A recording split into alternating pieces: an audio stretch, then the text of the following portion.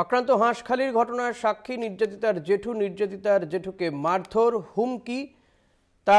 তারা যা বলবে সাক্ষীই তাই বলতে হবে, হুমকি দুষ্কৃতীদের। পুলিশি নিরাপত্তার মধ্যে কিভাবে এই ঘটনা, উঠছে প্রশ্ন।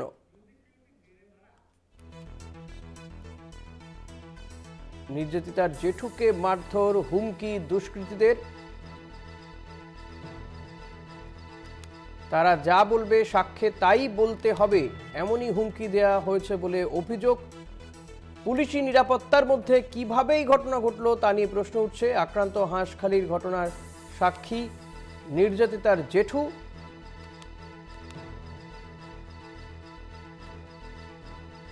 তারা যা বলে দেবে তাই সাক্ষ্যে বলতে হবে, এমনই নাকি হুমকি দেওয়া হয়েছে বলে অভিযোগ করা হয়েছে। এই নিয়ে কথা বলবো, আমাদের প্রতিনিধি সুবল মজুমদার রয়েছেন। সুবল, ঠিক কি অভিযোগ উঠছে?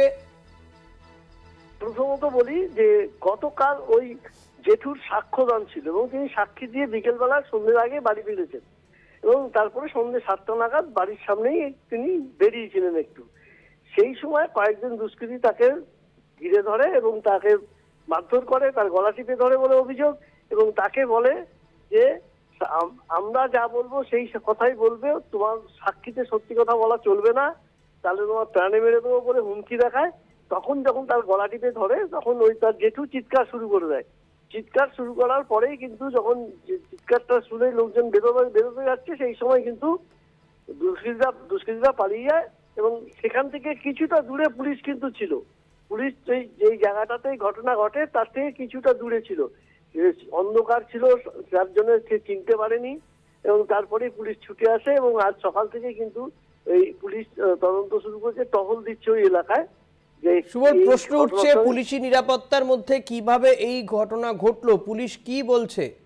দেখো, প্রথমেই বলছি যে পুলিশি নিরাপত্তার ব্যবস্থা তদন্ত শুরু থেকেই শুরু, তাদের পরিবারকে পুলিশি নিরাপত্তা দেওয়া হয়েছিল।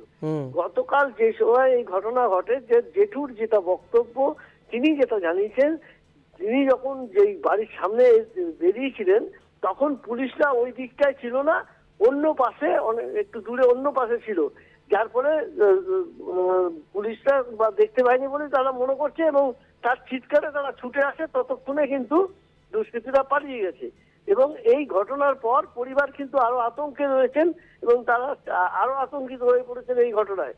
স্বভাবতই এইখানে পুলিশি নিরাপত্তা থাকা সত্ত্বেও পুলিশ যেখানে প্রহরা রয়েছে, কি করে সেখানে দুষ্কৃতীরা এইভাবে একটা ঘটনা ঘটাতে পারলো, এটা নিয়ে কিন্তু প্রশ্ন উঠছে। ঋষিকেশ, একদমই ধন্যবাদ সুবল। কথা বলছিলাম আমাদের প্রতিনিধি সুবল মজুমদারের সঙ্গে।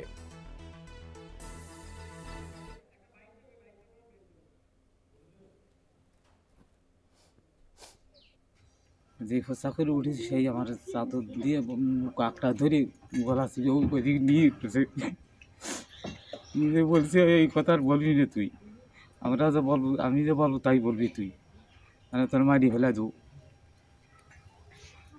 কোথায় কি কথা বলতে বলেছিল? ওই যে কোর্টে যে কইছি ওই সব কথা আর বলবি না, অন্য কথা বলবি, আর ওই তোর ভারী কথা যদি বলিস ওই যা বলিছে তোর মারি ফেলে দেবো। কারা মেরেছে? কারা মেরেছে ও আমি চিনি না। তাদেরকে মুখ টুক ঢাকা ছিল? হ্যাঁ, মুখ ঢাকা না, আমার মুখ ঢেকছি। আপনি কাউকে চিনতে পেরেছেন? না, যে ফোসা করে উঠেছি সেই আমার চাদর দিয়ে কাকটা ধরে গলা ছিল ওইদিকে নিয়ে বলছে এই কথা আর বলবি না তুই, আমরা যে বলবো, আমি যে বলবো তাই বলবি তুই, মানে তোর মারি ফেলে দু। কোথায় কি কথা বলতে বলেছিল? ওই যে কোর্টে যে কইছি ওই সব কথা আর বলবি না, অন্য কথা বলবি, আর ওই তোর ভারী কথা যদি বলিস ওই যা বলিছে তোর মারি ফেলে দেবো। কারা মেরেছে? কারা মেরেছে ও আমি চিনি না। তাদেরকে মুখ টুক ঢাকা ছিল? হ্যাঁ, মুখ ঢাকা না, আমার মুখ ঢেকছি। আপনি কাউকে চিনতে পেরেছেন? না।